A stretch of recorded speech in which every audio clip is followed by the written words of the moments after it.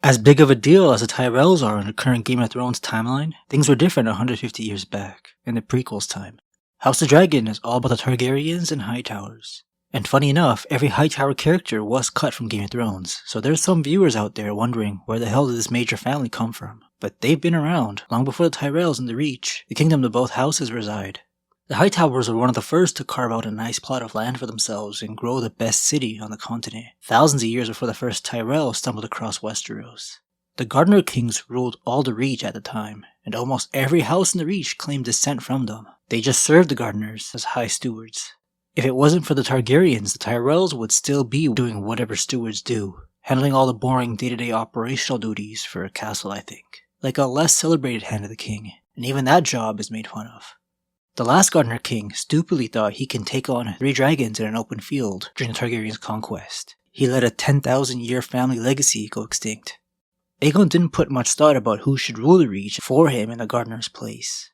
When Aegon came knocking on Highgarden's doors, the Tyrells answered and instantly got elevated to Great Lord status because they didn't put up any fight, before bending the knee, swearing allegiance. Overnight, they became a contender for the most powerful family in the realm, aside from the Dragon Lords. But they couldn't get too comfy. Targaryens gave them their sea, but they were seen as upstarts by their neighbors in the Reach, many who were once ruling as kings, like the Hightowers, like the Tarleys, the Redwynes, and Rowans. The Tyrells had to keep their head down to avoid much trouble, or rebellion would be very bad for them. No one knew how Aegon would rule and handle such situations. A dragon could take care of any rebellion within a kingdom, but Great Lords were supposed to handle in-kingdom conflicts on their own. Disputes between 2 different kingdoms was when the Targaryens would step in. Lucky for the newly made nobles, the Reach was tasked with helping deal with Dorne, who wanted no part in the 7 kingdoms. Too occupied with the fierce Martells and their Dornish bannermen, the Tyrells had the Reach's obedience. Not their respect though. There were some nasty looks and insults, like calling the Tyrells old dolts, as if being a noble longer instead of descending from stewards meant you were more competent. The Targaryens were actually very happy with how the Tyrells were ruling. Dorne was too defiant for the Reach and even the Targaryens to handle, so they put the conquest on hold. When many fought against the rules of Aegon's sons because they weren't their father, Tyrells stayed out of it. It would be ungrateful to turn on them in uncertain times. They played it safe for all 3 centuries the Targaryens held power, focusing on all the harvests that made them rich instead of battles. They were really the only loyalists fighting for the Mad King at the end of the Targaryens' reign. They played it so safe that they were by far the least interesting ruler of a kingdom in all the lore. George R. R. Martin did make sure to update what they were up to around the time the Civil War called the Dance of Dragons took place, aka House of the Dragon. In 129 AC, the year the war kicks off, the Reach was ruled by a regent, the mother of baby Lionel Tyrell. With only having a few quotes in the book Fire and Blood, this unnamed lady of House Tyrell made a memorable impression on me. The Hightowers pulling the strings behind the Greens faction must have expected all their fellow bannermen in the Reach to join them because of how powerful and influential the Hightowers still were, far more respected than the former stewards. With the Lannisters and Hightowers being Aegon's strongest supporters, the Greens had the 2 richest families backing. This alone would draw in minor houses. But Aegon was also the male heir. Didn't matter if King Viserys favored his daughter Rhaenyra. Killing old customs is hard. Themes of sexism is at the core of the story. Mommy Tyrell isn't the only lady in power. Rhaenyra's cousin is Lady Jane Arryn, who rules over the Vale. The Tyrells will probably never have an appearance in House of the Dragon, but Lady Jane will. That's a whole other video though. The Reach isn't as united as other kingdoms. In the 9th episode, we see that old master of coin from Viserys' small council get killed by Sir Criston Cole after opposing Aegon usurping his sister's throne. His house is located very close to the Hightowers and are actually sworn to them, but the Greens just murdered Lord Lyman Beesbury, the head of the family. Not a good look if you're asking for support in a war. Remember Lord Caswell, that character loyal to Rhaenyra's cause? The Greens killed him too, another head of a house in the Reach. Lord Merryweather from the Reach got the same treatment. Instead of just holding them hostage, the Hightowers were killing their fellow Reach nobles, something by law the Tyrells are supposed to deal with. But Lady Tyrell isn't as trigger-happy. She only has her baby, Lionel's best interests in mind. When the ravens from Otto Hightower reach her, this decision will affect his entire life as Lord. The name Lionel seems to be very popular during this generation. As confusing as it makes to read, 3 great lords have this name at this time period. A Tyrell, a Strong, and even a Hightower. The easy choice would be for Lady Tyrell to follow the Hightowers into war, especially after the Baratheons shocked everyone by siding with Aegon.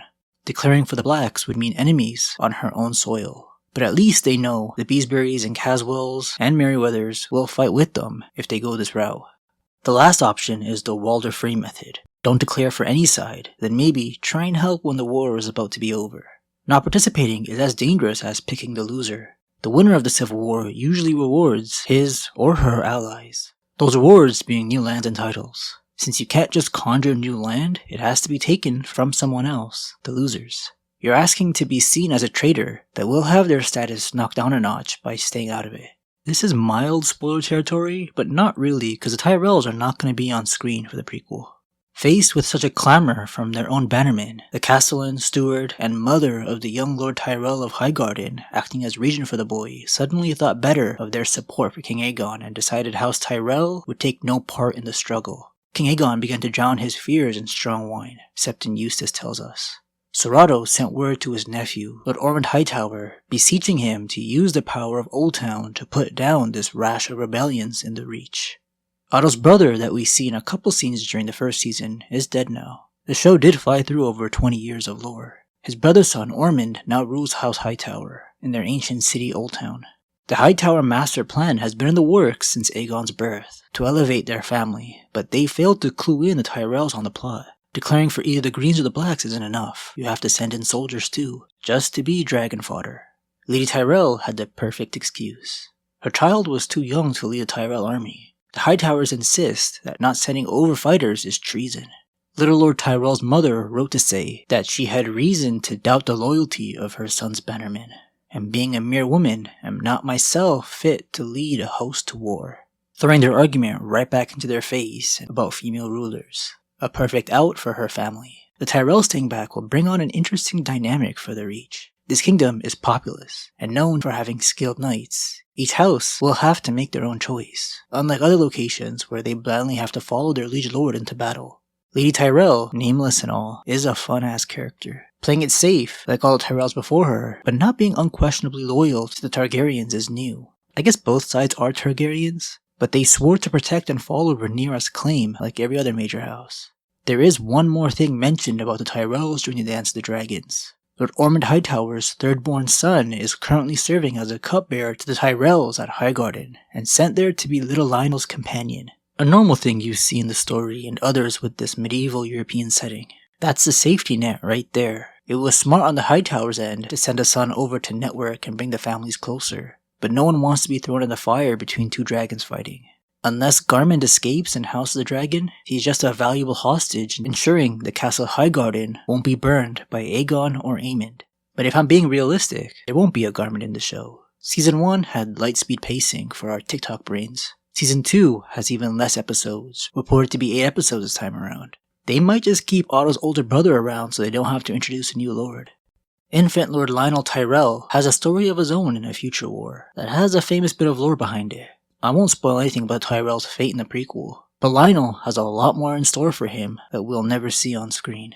The Tyrells will be relied on once again by the Targaryens after all the drama surrounding the Civil War clears up, this time to reignite an old conflict with Dorne. But there's no place for Lionel's story in HBO's lineup of prequels.